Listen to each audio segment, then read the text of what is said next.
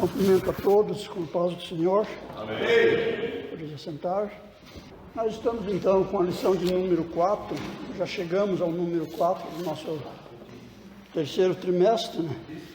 Eu estava observando, esse trimestre é muito rico de ensinamentos para nós, demais, né? Mas isso aqui parece que ele é mais sim, impactante para nós, né? Falando sobre a igreja em Jerusalém, e nós já estudamos aí 3 lições anteriores. A primeira não foi estudada aqui na igreja, mas eu acredito que os estudaram em casa, né? Pelo menos deram uma lida em casa, na primeira lição do nosso trimestre, né? Que foi a igreja que nasceu no Pentecoste. Então a igreja ela não nasceu assim de qualquer forma, né? Como dizem os pentecostais, ela nasceu no fogo. A segunda lição, falando sobre a igreja de Jerusalém, que é um modelo a ser seguido. Uma lição muito importante. Foi o pastor Cícero, né, que lecionou, né? Foi, né? Uma lição maravilhosa, né? O pastor Cícero parece que entrou ali, pegou já de última hora, mas eu fico admirado, né? Esse pessoal que pega a lição de última hora e consegue desenrolar a lição, né? Eu falei para o pastor Cícero outro dia que uma semana para mim às vezes é pouco, né? Fico me batendo, fico buscando, fico estudando e às vezes ainda é pouco. E aí eu olho o camarada, tipo o pastor Cícero, pega ele de última hora e traz a lição da mesma forma, né? Isso é dom de Deus, né? Isso é bênção de Deus, né? A lição de número 3, uma igreja fiel à pregação do Evangelho, foi o pastor Wagner, que comentou também muito bem comentado, né? Hoje estamos com a lição de número 4, falando sobre uma igreja cheia do Espírito Santo. Domingo próximo vamos estudar sobre uma igreja cheia de amor. Aí prossegue, né? As lições, na lição de número 6, uma igreja que não é conveniente a mentira. Número 7, uma igreja que não tem medo das perseguições. De número 8, uma igreja que enfrenta os seus problemas, não fica prostrado diante das situações. Número 9, uma igreja que se arrisca. A igreja de Cristo é assim, né? Ela se arrisca, né? Ela correndo o risco, né? Mas ela está firme no propósito. Número 10, a expansão da igreja, a igreja se expandindo. Número 11, uma igreja hebreia na casa de um estrangeiro. Foi um grande impacto, né, na sociedade, né? E número 12, o caráter missionário da igreja em Jerusalém. E, finalmente, a Assembleia em Jerusalém. Então, é um trimestre muito bom que a gente está aí para estudar. E nós vamos então para a nossa lição de hoje, o número 4, que é uma igreja cheia do Espírito Santo. O texto ouro já foi lido, mas como ele é o texto ouro da nossa lição, gostaria que alguém lesse para nós aí na sua revista o texto ouro. E tendo orado, moveu-se o lugar em que estavam reunidos, e todos foram cheios do Espírito Santo e anunciavam com ousadia a palavra de Deus. Amém. O que vocês entenderam nesse versículo? Não precisa responder para mim, responda para você mesmo, né? O que você entendeu nesse versículo? Pois bem, acho que você já tem a resposta. Mas vamos melhorar, vamos para uma outra versão do mesmo texto áureo. O presbítero Rabelo lê para nós. Depois de orarem, o lugar onde estavam reunidos tremeu e todos foram tomados pelo Espírito Santo, passando a anunciar com coragem a mensagem de Deus. O que vocês aprenderam agora nessa outra versão? Pois bem, depois de orarem, então o lugar foi...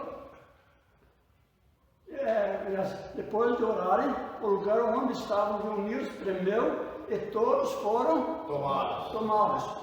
Na outra versão foram cheios. Né? Então o que aprendemos? Que ser cheio do Espírito Santo é ser tomado pelo Espírito Santo, ou seja, ser guiado, direcionado pelo Espírito Santo. Então, quando você pega a Bíblia, você lê um versículo, às vezes fica meio, né, não entendendo muito bem, vá atrás de uma outra versão, repete, vai ficar mais fácil você entender. Na minha versão aqui tem mais uma coisa aqui que foi muito interessante. Intérprete, intérprete. Intérprete para ousadia, né? Ousadia é a mesma coisa. É por isso que eu estou falando assim, eu falei, falou 3 vezes lá, mas não falou essa palavra, né? Intérpretes. Veja como é importante, né? Mas vamos agora para... A questão ainda aqui de todos foram cheios do Espírito Santo, aí é uma pergunta. Tem como a pessoa ser cheia do Espírito Santo sem oração?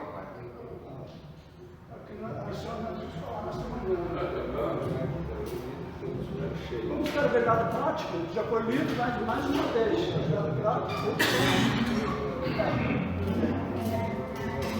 Alguém lê para a verdade prática? Verdade prática. Uma igreja cheia do Espírito Santo suporta aflições, ora com poder e ousa no testemunho cristão. Eu fiquei parado. Eu prego ousa. Muito bem. A mesma pergunta que eu fiz do textuário vai para a verdade prática. O que vocês entenderam? Não respondam para mim. Mas, em cima da resposta que vocês têm, vamos para a outra versão da verdade prática. Aí você fica perguntando de onde você pode encontrar essa versão. No textuário você encontra na Bíblia, né? Você vai pegar as versões da Bíblia. Agora a versão dominical é uma só para procurar a Israel inteira, né? Como diz um pastor lá no Norte do Paraná, é mistério. Mistério. Pois bem, Uma igreja guiada e fortalecida pelo Espírito Santo enfrenta as dificuldades com firmeza, ora com autoridade e testemunha de Cristo com coragem. Viu? Na verdade, prática, conforme a lição, né? Tem uma igreja que ela era uma igreja cheia do Espírito Santo aqui, uma igreja guiada e fortalecida. Então, ser cheio do Espírito Santo é ser guiado e fortalecido pelo Espírito Santo. Maravilha. Alguém se atreve a me dizer qual é a palavra-chave da nossa lição de hoje? La palomita. Espírito Santo. Espírito Santo. Muito bem. A palavra-chave de hoje é Espírito Santo. Vocês lembram que uma aula eu falei aqui sobre a chave, né? Que a gente precisa da chave para poder entrar na casa, para abrir o carro, tem a chave eletrônica também para você entrar no seu computador, no seu e-mail, enfim, né? E na missão nós temos também a chave, né? E a chave de hoje é o Espírito Santo. Então vamos pegar essa chave para nós poder entrar mesmo na lição, porque agora nós estamos olhando a lição só pelo lado de fora, né? Agora com a chave nós vamos entrar na lição. Vamos então lá sobre o Espírito Santo é a palavra-chave da lição de hoje. Quem é o Espírito Santo? Presbítero, teu nome é difícil de pronunciar. Americano. Vai tentar ler. Washington. Lê para nós. Deixa eu ver, quem querer, também é difícil, vamos lá. O Espírito Santo é a terceira pessoa da Trindade, juntamente com Deus Pai e Deus Filho, Jesus Cristo. Ele não é uma força impessoal ou apenas uma influência divina, mas é Deus verdadeiro, com inteligência, vontade e emoções. Amém? Obrigado. Então, essa igreja que a lição está falando, ela é cheia do quê? Do Espírito Santo. O Espírito Santo não é um ser impessoal, uma influência, né? Mas é uma pessoa, ele é a terceira pessoa da Trindade, né?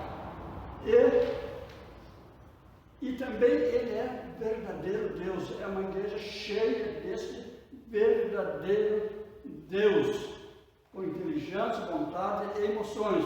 Vamos ver mais aí sobre o Espírito Santo. Pastor Cícero. Na Bíblia, o Espírito Santo atua desde a criação. Gênesis 1:2, se manifesta no ministério de Jesus, Lucas 4:1, e é enviado à igreja para habitar em cada crente. João 14:16. É sobre esse Espírito Santo e estamos falando hoje que a igreja é cheia. Esse Espírito Santo que atuou desde a criação, se manifestou no ministério de Jesus e que foi enviado para a igreja, e para cada um de nós individualmente. Prosseguindo ainda, o Espírito Santo, Nazaré. O Espírito Santo, primeiro, convence o ser humano do pecado, da justiça e do juízo. João, capítulo 16, verso 8. Segundo, regenera o coração do pecador. Tito 3 e 5. 3. Habita no crente e o guia em toda a verdade. João 16 e 13. 4. Convence dons espirituais para a edificação da igreja. 1 Coríntios 12, 4 a 11. Quinto, consola, fortalece e intercede por nós com gemidos inexprimíveis. Romanos 8, 26. Glória a Deus. Estão vendo? Sobre a chave da nossa lição, respeito ao Espírito Santo. Quem é o Espírito Santo? Prosseguindo ainda. O Espírito Santo é chamado de Consolador. Jones. O Espírito Santo é chamado de Consolador, Espírito da Verdade, Espírito de Deus e Espírito de Cristo. Jefferson, isso. Lembra nós? Receber e se encher do Espírito Santo é essencial para viver uma vida cristã poderosa, frutífera e cheia da presença de Deus. Então, receber e se encher. Como se enche? Tem que dar espaço. Não tem como encher algo que já está ocupado, né? Então, receber e se encher do Espírito Santo é essencial. É o principal para viver uma vida cristã poderosa, frutífera e cheia da presença de Deus. Então, essa é a lição que nós estamos estudando hoje. Essa é a palavra-chave da nossa lição. Uma igreja cheia do Espírito Santo. E agora nós temos aqui qual a diferença entre ser batizado com o Espírito Santo e ser cheio do Espírito Santo. Qual a diferença? Será que é a mesma coisa? Não. Vamos ver então. Presbítero Rabelo. A lição explica que o batismo no Espírito Santo é ser cheio do Espírito Santo. São experiências distintas, mas complementares. É o que a lição está dizendo, né? Eu não estou usando a revista aqui, né? Mas estou passando o que está lá na revista, né? Então a lição explica que o batismo no Espírito Santo e ser cheio do Espírito Santo são experiências distintas, diferentes, separadas uma da outra, né? São experiências separadas uma da outra, mas elas são complementares. Uma complementa a outra. Essa questão de ali a diferença entre ser cheio do Espírito Santo e ter o Espírito Santo. Por exemplo, uma pessoa cheia do Espírito Santo é uma pessoa batizada com o Espírito Santo. Aí veja só, você pega um copo d'água, o copo está cheio, aquela pessoa, no caso aquele copo está cheio. E se ele estiver no meio, ele não tem água nele? Ele tem água. Então o Espírito Santo é da mesma maneira. A pessoa cheia do Espírito Santo, normalmente ele é batizado com o Espírito Santo, ele é cheio, completo. E a pessoa que não é batizada com o Espírito Santo, ele tem o Espírito Santo, mas só que falta a complementação de ser cheio, que às vezes não é cheio. Ele tem o Espírito Santo, mas não é cheio. Quando a pessoa é batizada com o Espírito Santo, ela completa. é mergulhada, ela é cheia dessa plenitude, né? Mas ela pode ir se esvaziando, né?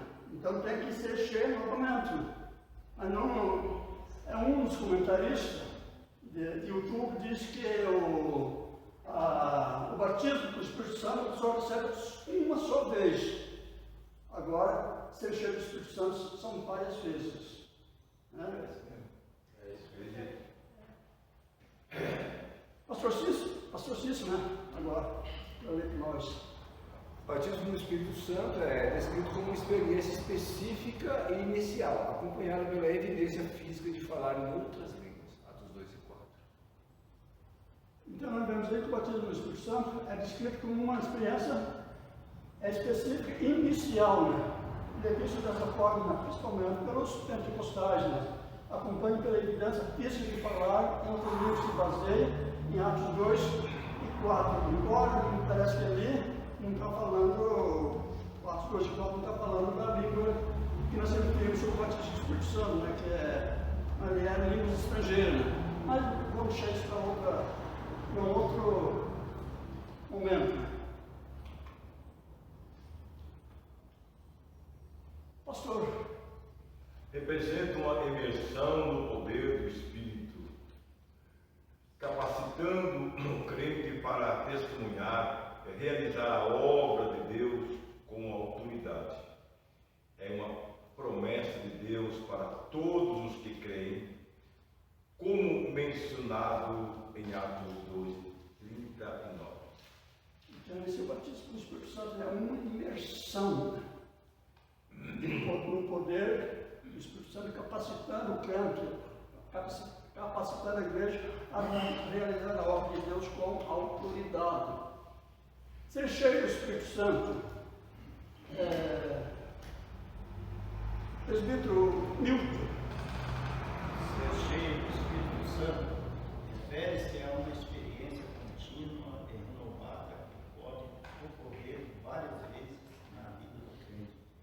É uma capacitação para viver em comunhão com Deus, enfrentar desafios e realizar o ministério com ousadia e poder. Muito obrigado.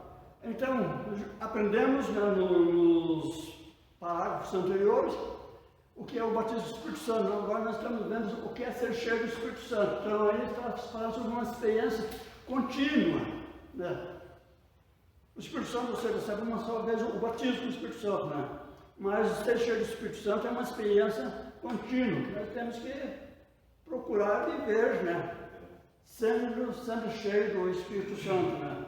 Tem que cultivar isso aí, né? Vamos para frente, tem muita coisa aí, né? Mostra de novo. Por exemplo, Pedro foi cheio do Espírito Santo.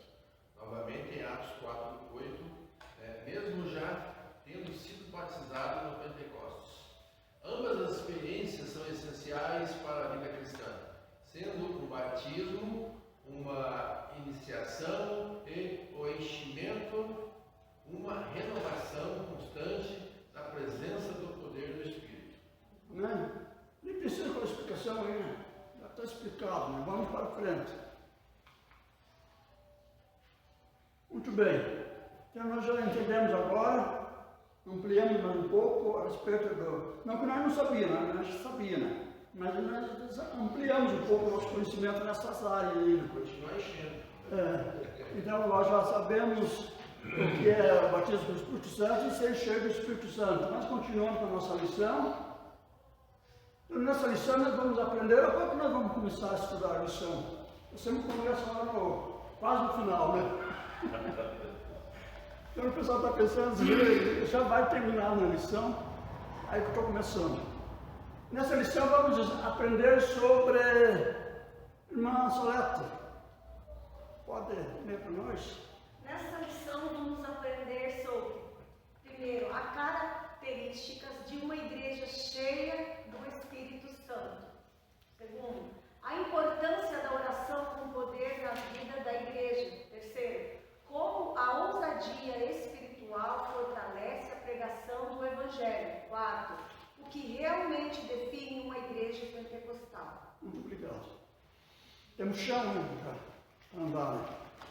Então, nessa lição, Nós vamos aprender primeiro as características de uma igreja cheia do Espírito Santo. Quais são essas características de uma igreja cheia do Espírito Santo? De acordo com a lição, as características de uma igreja cheia do Espírito Santo incluem 6 propriedades.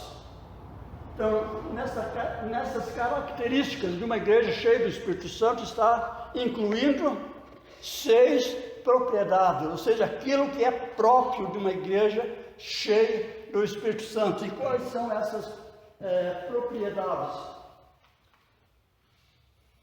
A primeira, perseverança. Perseverança. Irmão Jefferson. Perseverança. Suporta provações e perseguições com firmeza na fé, sem recuar diante das adversidades. Atos 4. Isso aqui é uma propriedade da igreja. Como uma igreja cheia do Espírito Santo. Isso é próprio da igreja. Isso é próprio da igreja. Suportar provações, perseguições com firmeza. Atos 4, 3 a 8. Quantos de vocês viram aquela chamada da escola dominical que eu coloquei lá no grupo? Eu vi. O senhor viu? Ninguém mais viu? Então não vou pôr mais. Persevera. Então, na chamada, está dizendo que nós vamos mergulhar no livro de Atos. É isso, né, pastor Cícero? Então, é promessa lá da chamada, né? Por estar na chamada, o pastor tem que, não pode ser, o pastor tem que dar seus pulos, né? Explicar, né? Pois bem, então vamos para mergulhar no livro de Atos para entender. Não fica só na afirmação do documentarista da lição, mas a Bíblia, confirmando Atos 4, versículos 3 a 8, para não ganhar tempo, já está aqui na tela. O presbítero Rabel vai ler o versículo 3 e 4 para nós. E lançaram mão deles e os colocaram na prisão até o dia seguinte, pois já era tarde. Muitos, porém, dos que ouviram a palavra creram, e chegou o número desses homens a quase 5.000. A palavra no destaque, homens. A gente lê o texto, a gente entende que foram quase 5.000 pessoas que se converteram naquele dia. Não estou afirmando que não vamos depois dizer que aprenderam na escola dominical, que o professor que diz que é isso, como posso dizer, uma imaginação minha, né? Uma suposição. São quase 5.000 homens, como na multiplicação dos pães. Eram cerca de 5.000 homens, né? Porque não era contado as mulheres e as crianças, né? Segundo o costume deles, né? Se não educar para esse mesmo lado, então quase 5.000 homens. E aí, mais as mulheres, vamos para quase 10.000. E se cada casal tivesse um pelo outro, né? 2 filhos, nós teríamos quase 20.000 pessoas convertidas naquele dia. Imagina o que é o poder do Espírito Santo na vida de uma igreja, ou seja, uma igreja cheia do Espírito Santo. Mas vamos prosseguindo. 5 e 6, pastor Cícero. E aconteceu no dia seguinte, reunirem-se em Jerusalém e os seus principais, os anciãos, os escribas, e Anás, o sumo sacerdote, e Caifás, e João, e Alexandre, e todos quantos havia da linhagem do sumo sacerdote. Uma galera, né? Tá, todos os caciques reunidos, né? Imagina só. Versículos 6, 7 e 8. Presbítero Jonas. E quando os no meio perguntaram com que poder ou em nome de quem fizestes isso, então Pedro, cheio do Espírito Santo, lhes disse: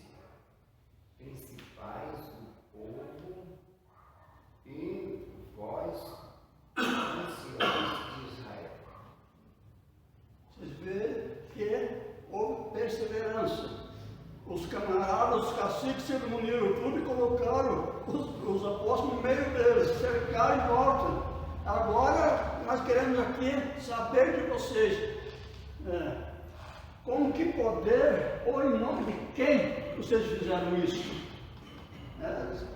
Colocaram isso na prensa mesmo, né? Mas perseveraram. Diz, então Pedro, cheio do Espírito Santo, lês isso, e aí ele começa a pregar para aqueles camaradas.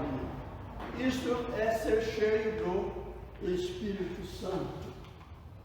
Outra característica da igreja, ou seja, outra propriedade das características da igreja é oração com poder. Oração com poder. Quem que leu foi o nosso irmão Jefferson, novamente. Oração, ora com propósito, unidade e fundamentação na palavra de Deus, buscando a direção e capacitação divina. Atos capítulo 4, 24, Muito bem. Então, oração com poder, oração com propósito, unidade e fundamentação na palavra de Deus, buscando direção e capacitação divina. O que é oração com poder? A gente entende que oração com poder é quando a gente dobra o joelho e ora e grita e dá um soco no banco, às vezes, né? Ou na cadeira, ou na poltrona. Isso é oração com poder. Segundo o texto, a oração com poder é uma oração de unidade e fundamentação na palavra de Deus. Essa é a oração com poder. Não é o puro tom da nossa voz, a nossa arrogância, o nosso jeito de falar, mas uma oração com poder é fundamentada na palavra de Deus. Nós vamos ver aí Atos 4, 24 a 31. Presbítero Milton. Eu vindo eles isto, unânimes levantaram a voz a Deus e disseram: Senhor, tu és o Deus que fizeste os céus e a terra, o mar e tudo que neles há, que disseste pela boca de Davi, teu servo, porque amaram os gentios e os povos pensavam coisas vãs.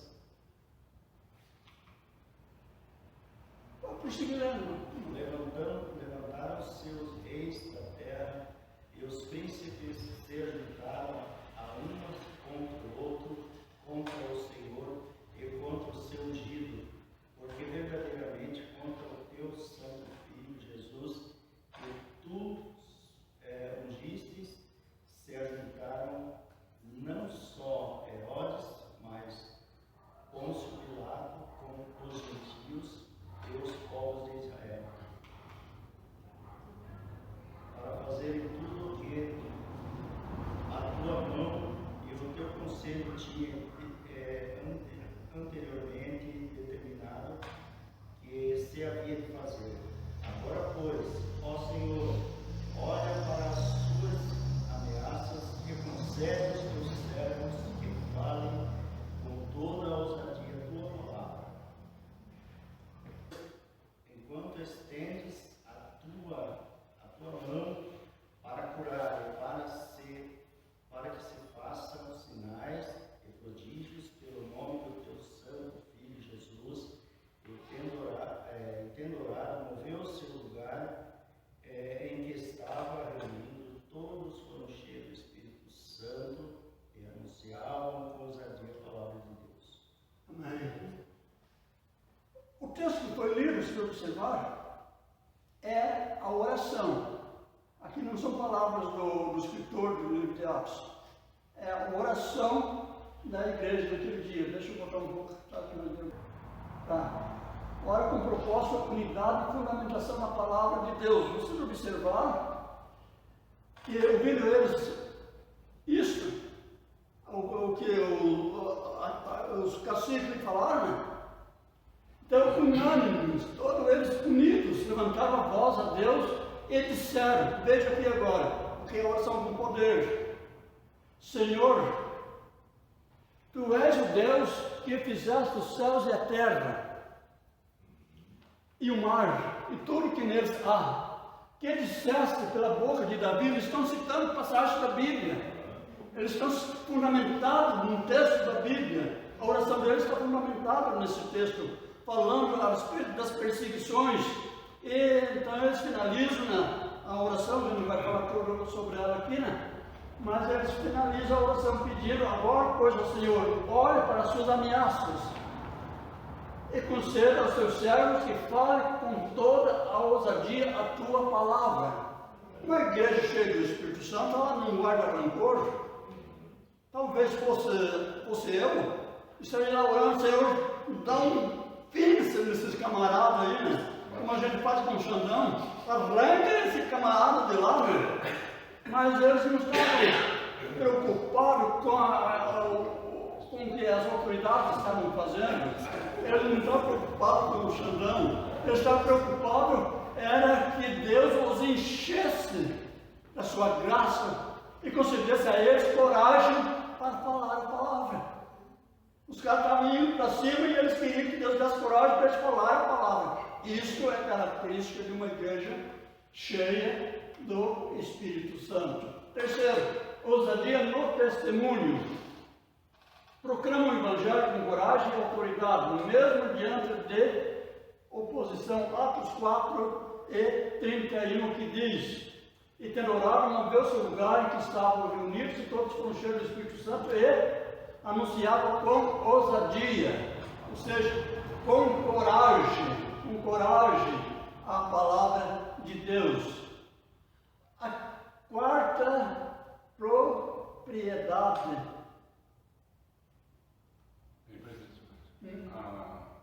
A questão da oração, como falou o negócio no tom de voz e às vezes bater no banco. Agora veja só, aí a pessoa tem que orar com sabedoria. Só que ali, veja só que eles levantaram a sua voz, então não foi uma oração no espírito. Aí a pessoa tem que entender o lugar. Se você vem para a igreja para orar, você não vai ficar. Não, se você vem para a igreja, a oração ela tem que ser elevada. Agora, quando você vai orar na sua casa, aí é diferente.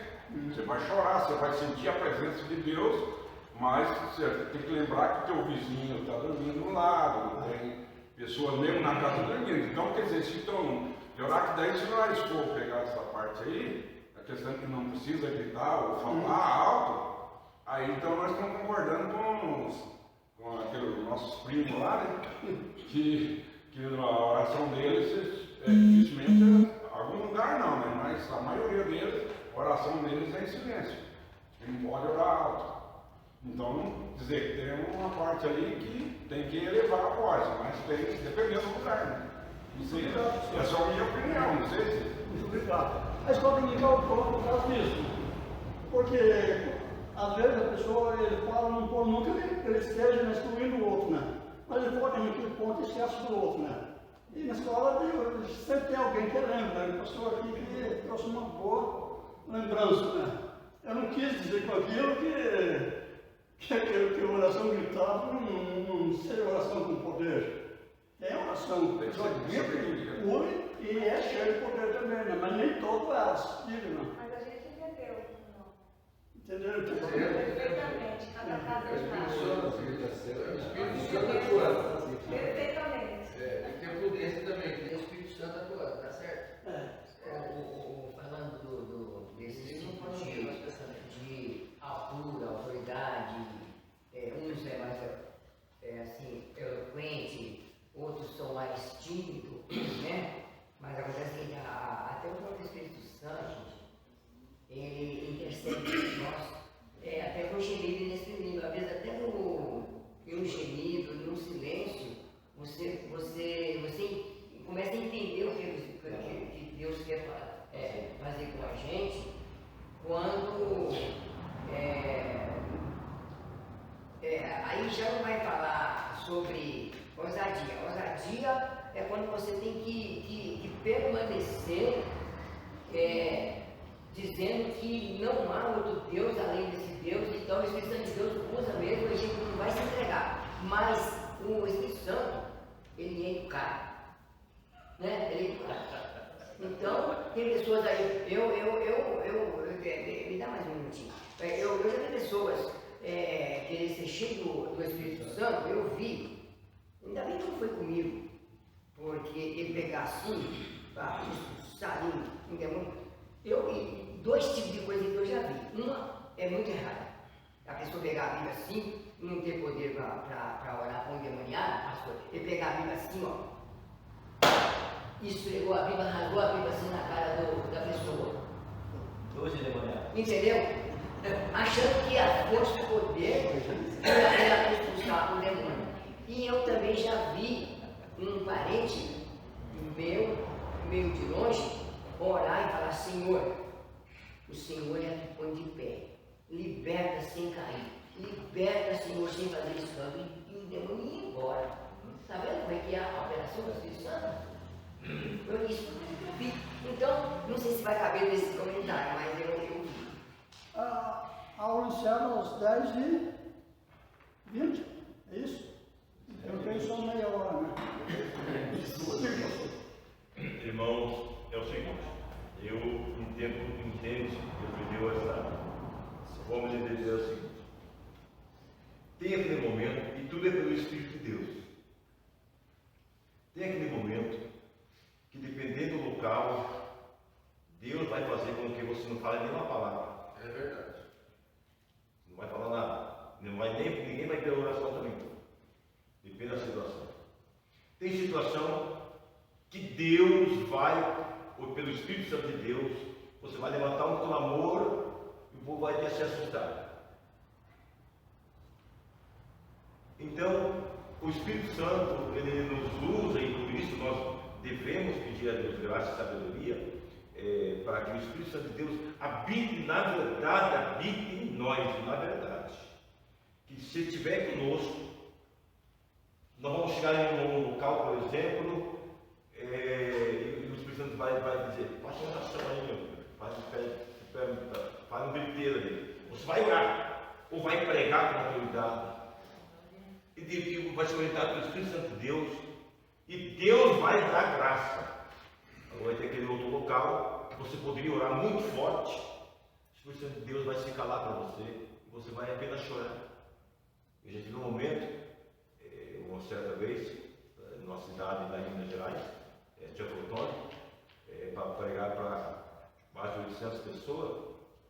Quando eu cheguei, eu não pensava que era daquele tamanho a igreja, me deu uma crise de choro. Não falei nada, não. Me doía o peito tanto que eu chorava. Me deu uma crise de choro. Eu não tinha palavra para orar. Eu disse: mas o que eu estou fazendo aqui, meu Deus do céu? No meio dessa multidão de gente aqui, o que estou fazendo aqui, Jesus?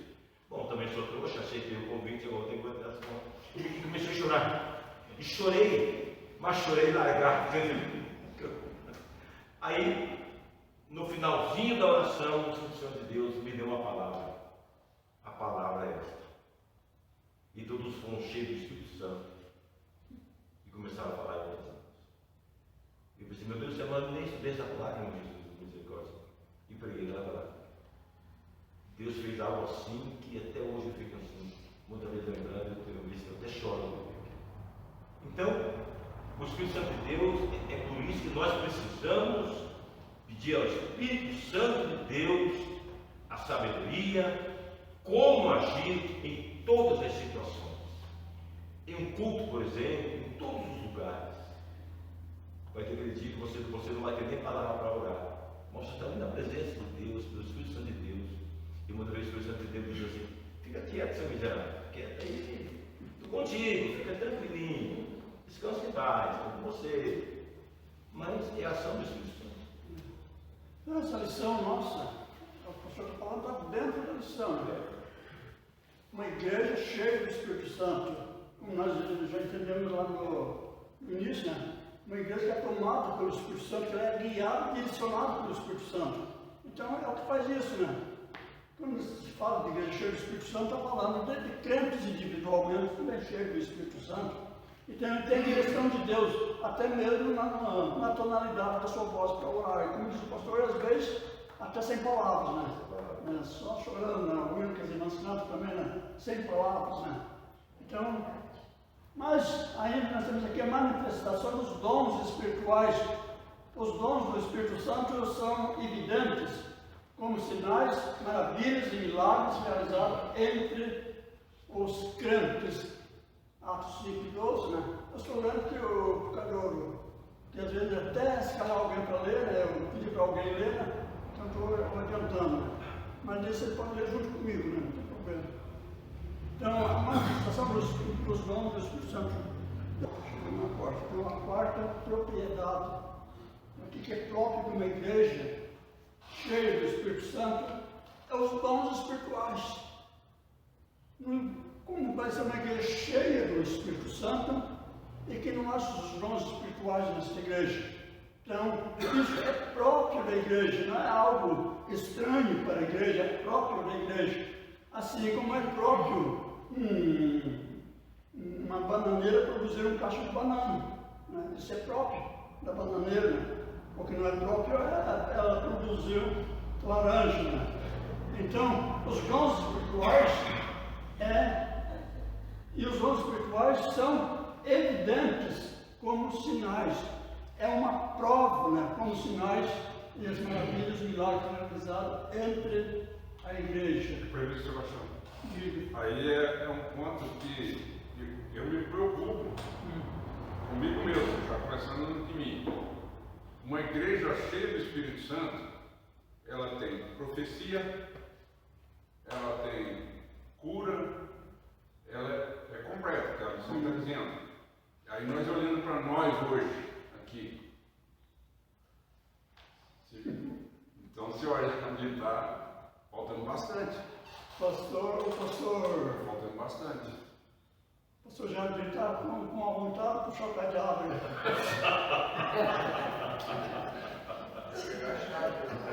Não tivesse tempo, se olhar pela lição ali e comparar hoje a igreja, falta bastante.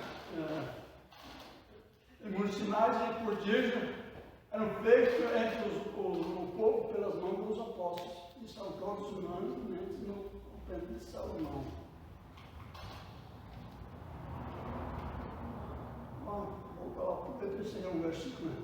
Outra propriedade é a unidade e comunhão. Uma igreja cheia do Espírito Santo tem essa característica, que nela está embutido essa propriedade de unidade e comunhão. Cultivo relacionamentos interpessoais fortes e vivos em harmonia, respeitando as diferenças entre os membros. Isso é próprio de uma igreja cheia do Espírito Santo. O que não é próprio é viver desunido. Viver que o grupo de fofoca numa igreja, isso não é próprio de uma igreja cheia do Espírito Santo.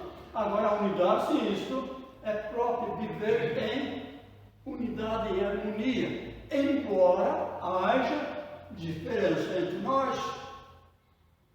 Uns pensam de um jeito, outro pensa de outro, um ora alto, outro ora baixinho, tem aquele que vem todos os cultos, tem aquele que vem dois, vem um, fala dois, vem dois, fala cinco, mas nós somos a igreja de Cristo e nós, apesar de tudo isso que pode existir numa igreja, a igreja cheia do Espírito Santo, ela vive em harmonia. Irmão Jonas não vem? Por que será? Vamos orar por ele. Talvez esteja passando por algum problema, uma luta, uma dificuldade. É uma igreja unida. A igreja cheia do Espírito Santo tem essas características, respeitando as diferenças entre os membros, respeitando as diferenças, mesmo às vezes pensar diferente de nós. Adoração verdadeira. Louvo a Deus com sinceridade e gratidão, reconhecendo a sua grandeza e poder. Essas características demonstram que uma igreja cheia do Espírito Santo é marcada por poder, amor, comunhão e compromisso com a missão de Cristo. Uma igreja cheia do Espírito Santo. Vamos agora para a análise. Nós aprendemos aqui sobre as características de uma igreja cheia do Espírito Santo. Agora vamos analisar sobre a importância da oração com poder na vida da igreja. A oração com poder é essencial para a vida da igreja, conforme destacado na lição. Veremos a análise sobre sua importância. Vamos ver essas análises aqui. Primeiro, a oração com poder capacita a igreja a enfrentar diversidades e desafios, como perseguições, privações. Então, fortalece a igreja. Oração com poder. Colocando o poder em destaque para nós relembrar que a oração com poder, aquela oração fundamentada na palavra de Deus, aquela oração feita segundo a vontade de Deus. Então isso é importante. Segundo,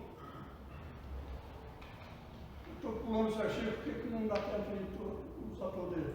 Promove unidade. A oração com poder, aquela oração segundo a vontade de Deus, ela promove unidade na igreja, entre os membros da igreja.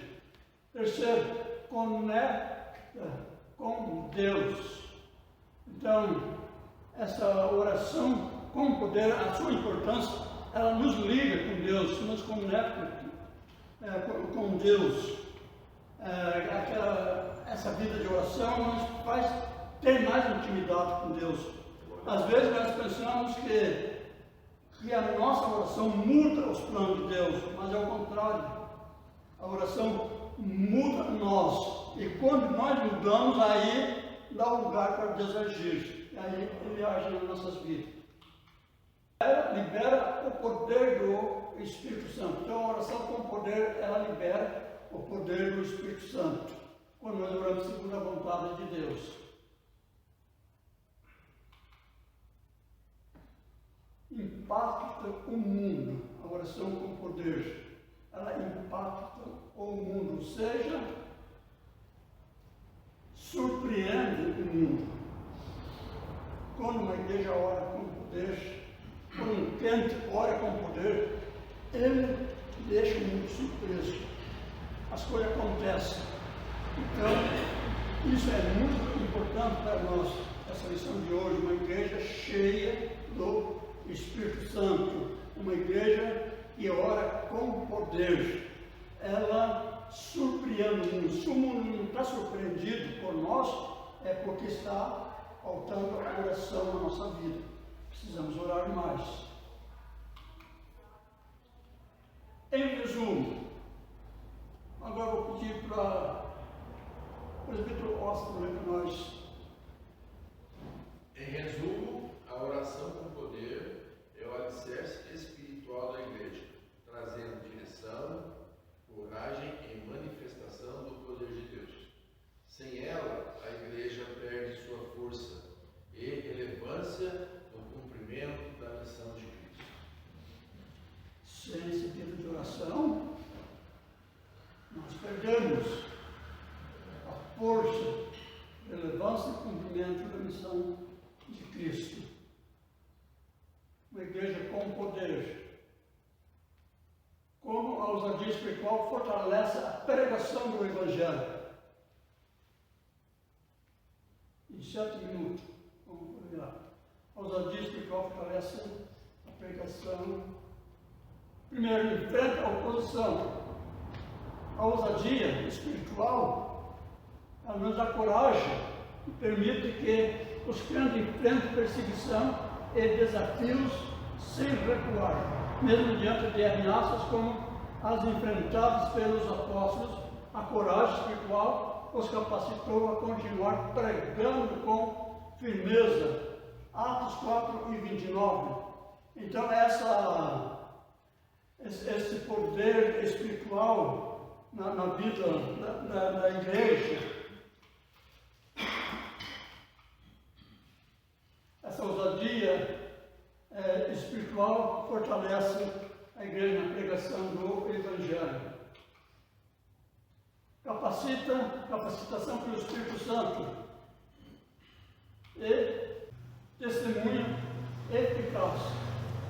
A ousadia torna a pregação mais impactante, mais envolvente, pois demonstra convicção e fé genuína. Pedro e João, por exemplo, foram reconhecidos por sua coragem ao testemunhar, mesmo sendo homens simples e sem grande formação acadêmica. Atos 4 e 13, vamos ver o que diz lá. Então eles, vendo a ousadia de Pedro, ou seja, as autoridades, né? Vendo a ousadia de Pedro e João, e informavam que eram homens sem letras e doutos, maravilharam-se e reconheceram que eles haviam estado com Jesus. Então essa autoridade espiritual, né? Isso é muito importante para as pessoas reconhecerem, né? A nossa ousadia. A exposição clara da palavra.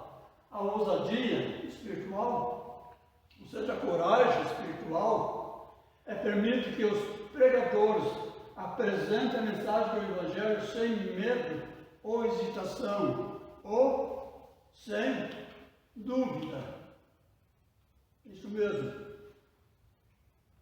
Então, a exposição clara da palavra a ousadia espiritual permite que os pregadores apresentem a mensagem do Evangelho sem medo ou hesitação. Prega com coragem, com convicção, com certeza do que está falando, destacando a verdade de Cristo e confrontando o pecado com amor. Quinto, inspira os crentes.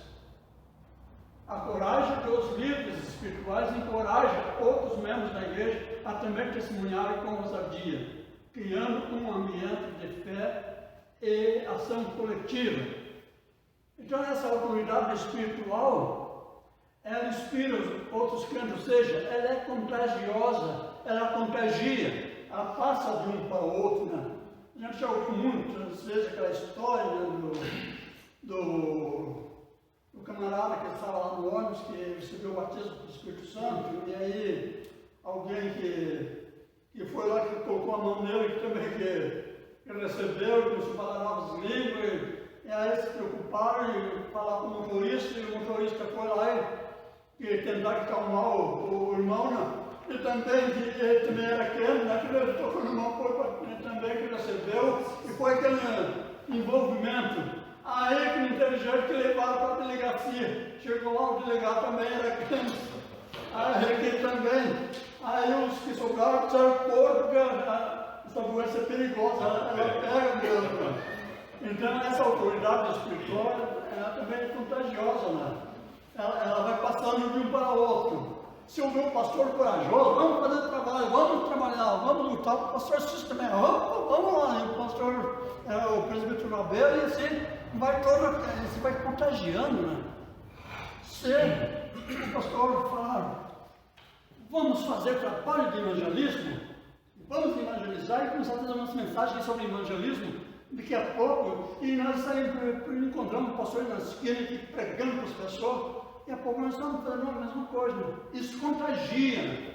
Então a autoridade espiritual, ela inspira, ela contagia. Presbítero Sebastião, a questão ali, poder, no caso ali, poder e autoridade.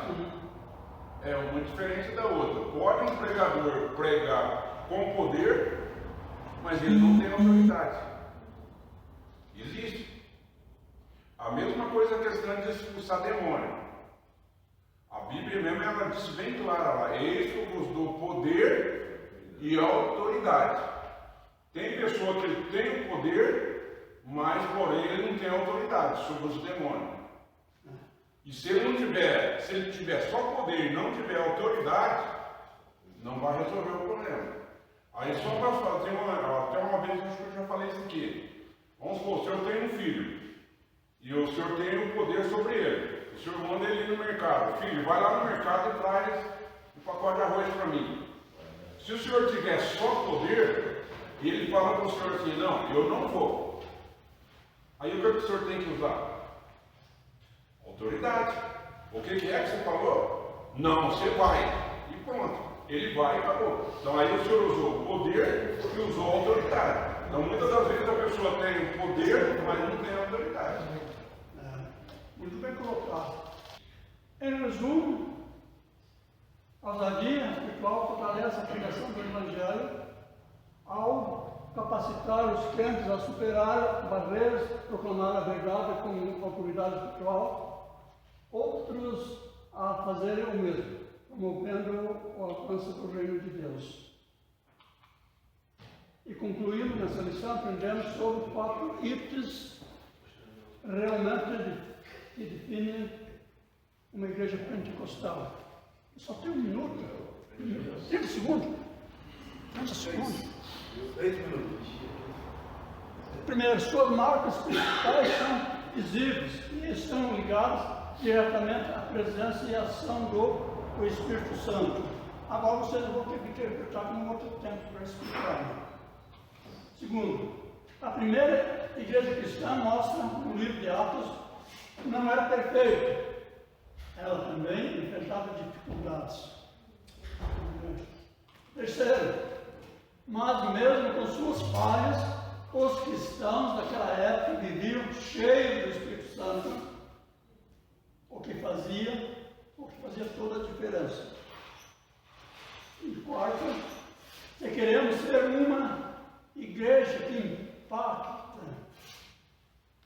uma igreja que surpreende e faz a diferença no mundo, precisamos permitir que o Espírito Santo nos encha e nos guia todos os dias. Essa foi a lição nossa de hoje. Eu acredito, para mim foi muito importante, né? Próximo domingo, também a lição de número 5. Eu quero pedir desculpa a vocês. Vocês viram que eu me dei uns quantos apagão no mínimo durante a ministração, né? Só comentei hoje pela misericórdia de Deus, né? Quando eu vim aqui para frente, que o presbítero Rabelo estava orando, né? Está pedindo misericórdia, Senhor, me ajude. E foi assim, né? Até o final, né?